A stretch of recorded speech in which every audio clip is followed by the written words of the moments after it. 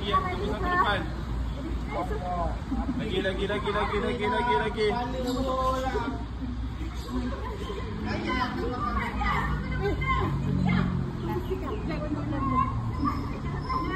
Okey. Kira. 1, 2, 3, 4, 5. Okay, dengar suara saya. Dengar. Paling juga suara saya. Mana suara saya? Paling. Okey. Boleh buka face mask slow-slow. Lebih baik tercabut hidung. Habis hilang makeup. Siapa suruh makeup? Sekejap Kak, saya tolong. Akak relax. Kak putus je lagi face mask tu. Sekejap. Sabar. Okey dah, akak buka.